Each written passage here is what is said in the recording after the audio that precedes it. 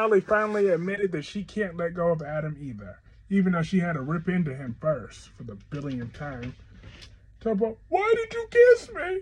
Why did you have to do all that? I was happy.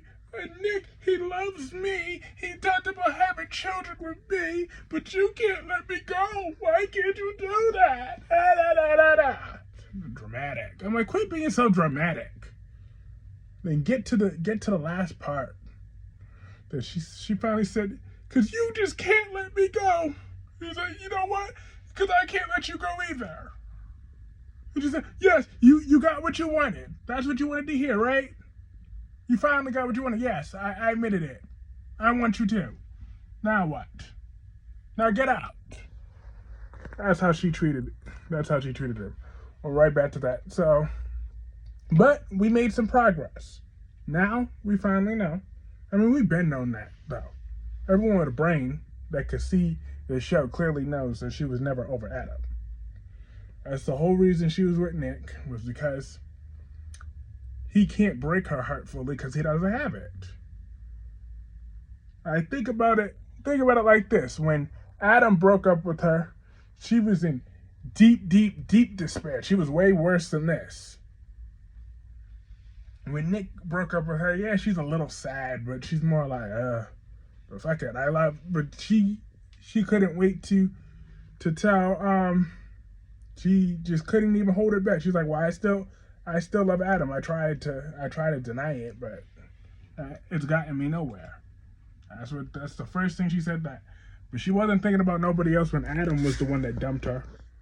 No, because that's who she's truly, truly, truly in love with. She wishes she could be in love with Nick, but the heart just sometimes doesn't work like that. She's in love with Adam. They are meant for each other. Because first of all, because Nick is a self-righteous bastard, okay? So, and Sally is a flawed human being. So she can't just be... The only reason why Nick is giving her this chance because Adam is so interested in her. Because let Adam fully... say Adam sets his sights on Claire. And then... once Sally makes one little mistake, Nick will go back to condemning her, and then he would dump her. And because that's the whole reason he was with Sally to begin with, to spite Adam. Now, sure, he claims he caught a little feelings for her now, but that's more, he's really just mad about that he knows that Adam's on the verge of getting her back. That's why he's mad. Because even he said that today. He's talking about, because he's pulling Sally back in. I'm never going to forgive him for that. Oh, shut up.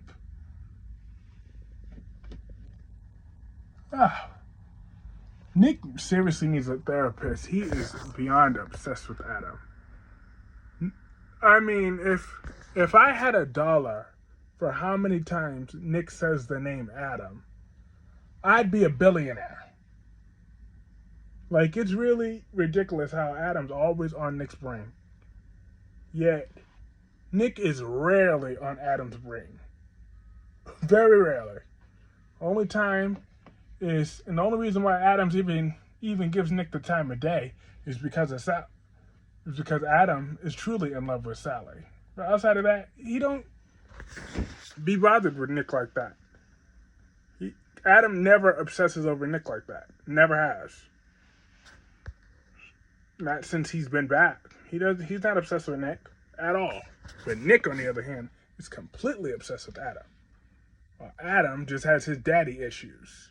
They all have daddy issues. With Victor, when Victor's your father, you're gonna have some sort of daddy issues. I mean, look at that. Look at that man. He's a narcissist. Control freak. But he's playing them to a T, acting like he forgot that Adam and Sally lost a baby. Now that's deplorable. Victor, come on. You know dang well what you're doing. He's just manipulating them because he wants his 3 kids to work together, or 3 out of his 4. Sure, we always say how Adam's the black sheep, how they all treat him like crap, but they don't even acknowledge Abby's existence. At least they acknowledge Adam's existence because he's there in their face. But shoot, Abby, they don't even acknowledge her. I mean, she's better off with the Abbotts. She got two sets of fortunes, so she's all set for life. I'm just saying. But it's still weird though that she's barely even acknowledged in her own Newman family. Barely. At that. Not even by Victor. Oh, well, I wanted to see Abby. Nope. No mention of her. I'm like, wow. I wouldn't be surprised if that's a future storyline in the making.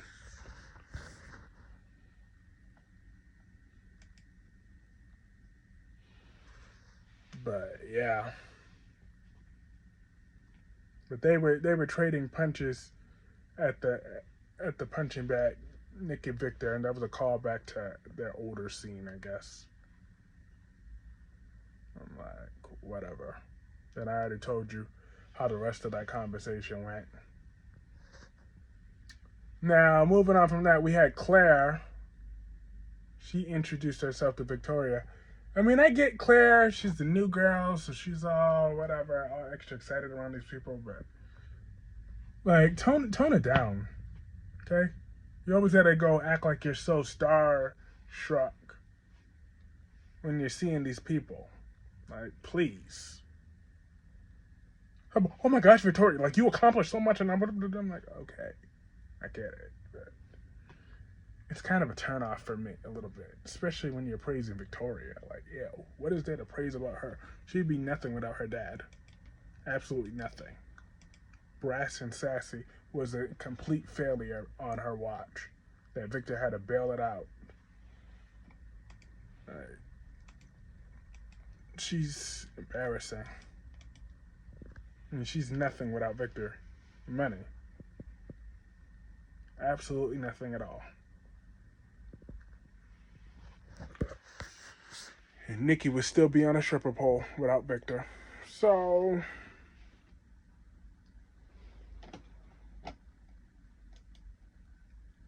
it is what it is.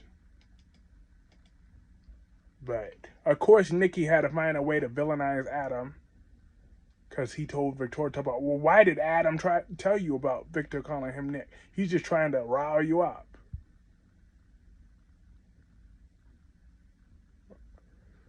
But Victoria is leaning into it because that suits her purpose. So that's all she's doing. That Victoria is a trap. She is. Something else. But moving on from those Newmans, they're giving me a headache. I want to talk about Lily, Heather, and thing. I saw the look on Lily's face. She ain't too happy that Heather's sticking around. I mean, she wanted Daniel to be close to Lucy, of course, but Heather, she's like, oh well, I just want to make sure that none of those your dark tendencies are popping up, and yeah, I just want to. But now she's jealous because when Daniel offered Heather that Lucy position, I mean Heather's position. No, what happened was Daniel knows that Lily's lawyer for Chancellor Winter is leaving the company, so there's a spot open for Heather. And Lily was like, well, are you sure that's a good fit? Wouldn't you rather work at the DA's office or whatever? She's like, oh, well, I'd rather focus in negotiations and whatnot. So I'm very excited. I'd be very excited to work with her. She's like, oh yeah, I'll get back to you. But I know but really, Lily was like, oof, I can't stand that witch. That's how Lily really looked. I see right through her. But Heather is up to something though. I mean, you could see her. She had that picture of Daniel with her. But why the hell was they talking about Ain't Lucy like 13 and the actress is even older than that? Talk about, oh, she still have her little stuffed animals. I'm like, girl. Really? That's where we're going with that? But let me move on from that. I'm like, stop acting like that girl's 7 years old. Because even if she did still have the stuffed animals to herself, that whatever. But ain't no 13-year-old gonna tell their mommy, oh no, I need you to send me this stuffed animal. Ain't no 13-year-old girl gonna say that. That's just ridiculous. You acted like she was 7 years old with that line. I thought that was way over the top. But she definitely wants to move back to Genoa City, so that's cool. Daniel's happy he gets to get more time with his daughter then. But Lily, on the other hand, she ain't too happy about that, so I'm waiting for that other shoe to drop. And Lily is not feeling that. But yeah, now that was mostly everything in today's episode, though. Let me know what y'all thought about this episode in the comment section below. And I will see you all tomorrow. Have a great day.